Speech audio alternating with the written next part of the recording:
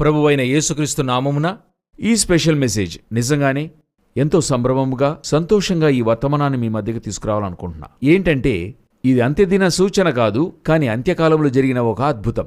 ఏంటని అడిగినట్లయితే కాలిఫోర్నియా కండోర్ అనేటువంటి ఒక పక్షి జాతిని గూర్చి నేను ఈరోజు మీ మధ్య షేర్ చేస్తాను. ఈ పక్షి జాతిని గూర్చి మనం ఎందుకు తెలుసుకోవాలి అని అడిగినట్లయితే ఒక అతి ముఖ్యమైన విషయానికి ఇది ఒక జవాబుగా మనకు దొరికింది. అదేంటంటే ఈ కాలిఫోర్నియా కండోర్ అనేటువంటి ఈ పక్షి యొక్క ఒక ప్రత్యేకత ఏమై ఉన్నదంటే, అతి ముఖ్యంగా ఈ మధ్య జరిగినటువంటి ఒక విషయం ఏంటంటే మగపక్షి సహాయము లేకుండానే పునరుత్పత్తి చేయగలుగుతుంది. మగపక్షి సహాయము లేకుండా పునరుత్పత్తి అనే మాట కంటే స్పర్శ స్థాయిలో లేకుండా ఒక పునరుత్పత్తి అంటే అది తన యొక్క శరీరాన్ని పునరుత్పత్తికి సిద్ధం కాకుండానే తనంతట తానే పునరుత్పత్తి చేయగలదన్న ఒక సైంటిఫిక్గా ప్రూవ్ అయిన విషయం. అదెలా జరగడానికి దారి లేదు.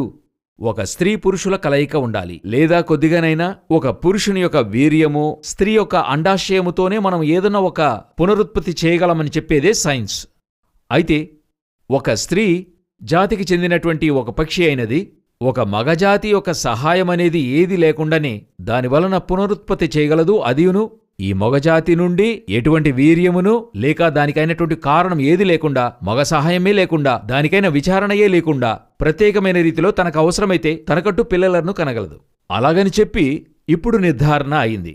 దీన్ని ఎవరు ప్రూఫ్ చేసి మనకిచ్చారని అడిగినట్లయితే American Genetics Association Journal of Heredity అనేటువంటి కాలిఫోర్నియాలో ఉన్నటువంటి ఒక ముఖ్యమైన జంతు ప్రదర్శనశాల జువాలజికల్ పార్క్ వారు ఈ ప్రూఫ్ని ఇచ్చి ఉన్నారు. వాళ్ళు చాలా ముఖ్యమైనటువంటి ఒక ఆర్టికల్ని ఇచ్చారు. ఆ ఆర్టికల్లో ఇది ప్రూవ్ అయింది. 2 పక్షులకు ఈ విధంగా జన్మనిచ్చింది. దాని యొక్క వీడియోస్ని కూడా మీరు చూడగలరు. అద్భుతమైన ఒక విషయం.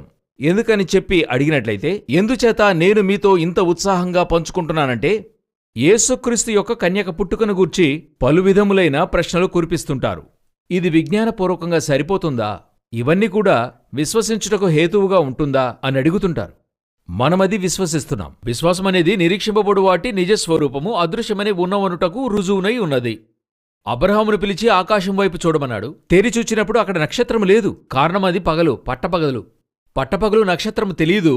అయితే దేవుడు అంటున్నాడు, నక్షత్రాలు ఎంచగలవా? నా కంటికి అది తెలియదు. అయితే మీరు చెప్తున్నారు దేవా అక్కడ నక్షత్రం ఉందని. నేను నమ్ముతున్నాను.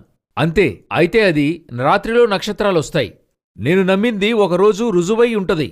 అయితే నా కనుదృష్టికి అది చూడలేకపోయినా మీరు చెప్పారు, అది నమ్ముతున్నాను. ఈరోజు సైన్స్ ఏం చెప్తుంది? చూస్తేనే నమ్ముతాము. వేర్ ఇస్ ద ప్రూఫ్ అన్నది సైన్స్ యొక్క మొదటి లైను. దేవుడు లేడని చెప్పే నాస్తికులు ఎవరినైనా అడిగి చూడండి. ఇదిగో కుర్చీ చూపిస్తాం, బెంచ్ చూపిస్తాం, టేబుల్ చూపిస్తాం, ఎక్కడ మీ దేవుణ్ణి చూపించండి, మీ దేవుణ్ణి మా ముందుకు రమ్మనండి అని చెప్తుంటారు. వారా నిమిషమున అది ఎదురు చూస్తున్నారు. అయితే మనమేమంటున్నామంటే మా దేవుడున్నాడు, ఒకరోజు ఆయన నిశ్చయంగా వస్తాడు. మేము ఈ రోజు చెప్పే దేవుడు ఒకరోజు వస్తాడు. అదే విధానాన్ని ఇక్కడ నేను చెప్తున్నా. ఒక కాలఘట్టము పూర్తిగా 2000 సంవత్సరాలుగా చెప్తున్నాము. కన్యక గర్భములో యేసు పుట్టాడు, ఏ పురుషుని సహాయం లేకుండా పరిశుద్ధునిగా సృష్టించబడ్డాడు అని మనం చెప్తూనే ఉన్నాం. పరిశుద్ధాత్మ వలన కలిగినదని బైబిల్ చెప్తుంది.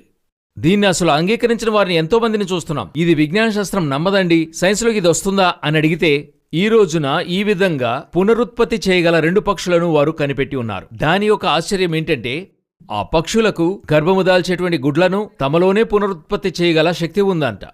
ఆ 2 పక్షులను వీడియోతో సహా చూపిస్తున్నారు. ఇప్పుడు ఒక క్రియేషన్, ఇది సృష్టించబడినటువంటి ఒక కార్యము. దీన్ని సృష్టించినటువంటి ఈ క్రియేషన్కే ఇంత శక్తి ఉంటే దీన్ని సృష్టించిన సృష్టికర్తకు ఎంత శక్తి ఉంటుందో చూడండి. ఆయనే సృష్టికర్త. సమస్తము ఆయన కొరకు, ఆయన నిమిత్తం సృష్టించబడింది. అప్పుడు ఆయన సర్వశక్తిమంతుడైన దేవుడు. ఒక పక్షికే ఇటువంటి శక్తినివ్వడానికి సాధ్యమైతే ఆయనకు ఆ శక్తి ఉండదా? ఈ పక్షికే ఇటువంటి శక్తినిచ్చినటువంటి దేవుడు మరియమ్మకు ఆ శక్తినివ్వలేడా? ఎంత గొప్ప ప్రూఫ్ చూడండి. ఈ రుజువుని, ఇటువంటి ఆధారం దొరక్కముందే కొన్ని సంవత్సరాల క్రిందట మేము ఏదెను తోటలో ఉన్నటువంటి ఆశ్చర్యాలు పంచుకున్నాం. అనగా ఆదాము పాపము చేయకముందు, పండు తినకముందు జరిగిన కొన్ని విషయాలను గురించి చెప్పుకున్నాం. కొన్ని ప్రత్యక్షతలు దేవుడు బైబిల్లో ఉంచాడు.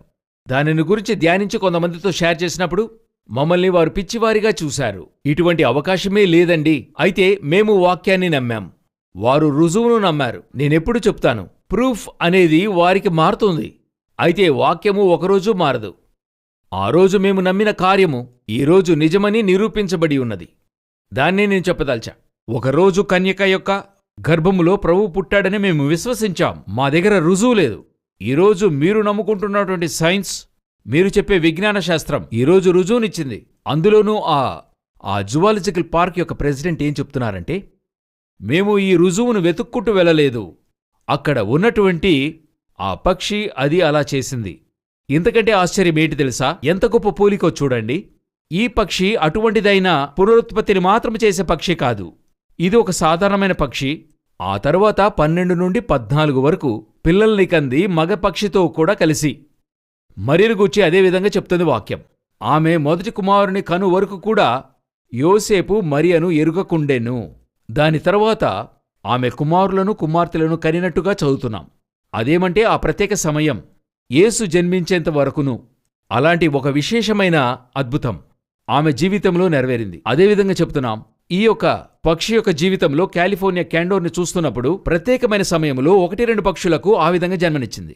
ఆ తరువాత తన మగ పక్షితో కలిసి అనేక పిల్లలను కన్నది. ఎంతటి మహత్కార్యమో చూడండి. ఎంతటి ఓ ప్రశ్నకి సమాధానం చూడండి.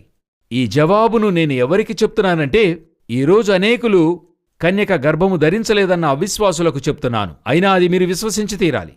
ఆ విశ్వాసమే మనలను రక్షణలోనికి నడిపిస్తుంది. నేను దీన్ని చూస్తున్న ప్రతి దేవుని బిడ్డలకు చెప్తున్నాను, బైబిల్ గ్రంథములో చెప్పబడినటువంటి ప్రతి కార్యమునకును విజ్ఞాన శాస్త్రమైన రుజువులు ఉన్నాయి. అవి ఈరోజు దొరకకపోయినా మీరు విశ్వసించండి. మీరు విశ్వసిస్తే దేవుని మహిమను చూడగలరు. పలు సమయాల్లో ఎర్ర సముద్రము చీలలేదన్నారు. దాని తర్వాత సముద్ర పరిశోధకులు ఒక కాలంలో వచ్చారు. ఆ పరిశోధన వచ్చినప్పుడు ఐగుప్తీయుల ఆ రథముల చక్రములను వారు కనిపెట్టి ఎర్ర సముద్రములో ఐగుప్తీయులు సంహరింపబడినది నిజమని వారు కనిపెట్టారు. ఒక కాలఘట్టములో నోవాహు ఓడ, అది ఉండే ప్రసక్తి లేదు, అంత పెద్ద ఓడను నిర్మించడం అసాధ్యమన్నారు నోవా కాలంలో. ఆ తర్వాత ఆరారోతు కొండను పరిశీలించినప్పుడు నోవాహు ఓడ యొక్క కొన్ని భాగములు కనబడినవి వెలికితీశారు.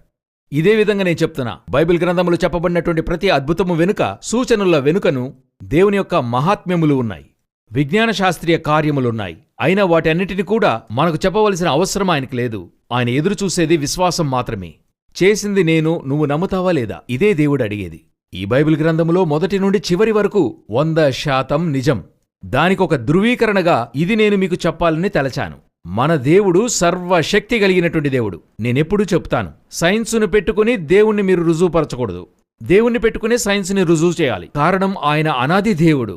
అయితే సైన్స్ ఆయన సృష్టించింది. అందువల్ల ఈ సృష్టిని పెట్టుకుని సృష్టికర్తను ఏమీ చేయలేరు. అందువల్ల ఇది నేను చెప్తున్నా. ఇది కూడా నేనెందుకు మీతో చెప్తున్నానంటే, ఈ సృష్టికే ఇటువంటి శక్తి ఉందంటే సృష్టికర్తకు ఎంత శక్తి ఉంటది? దేవుని యొక్క ఆ జన్మ, కన్యక పుట్టుక అనేది 100% నిజమన్నందులకు రుజువే మీకు చెప్పాలని ఇష్టపడ్డాను. దేవునికి చిత్తమైతే ఇంకొక స్పెషల్ మెసేజ్ ద్వారా మిమ్మల్ని కలుసుకుంటా. God bless you.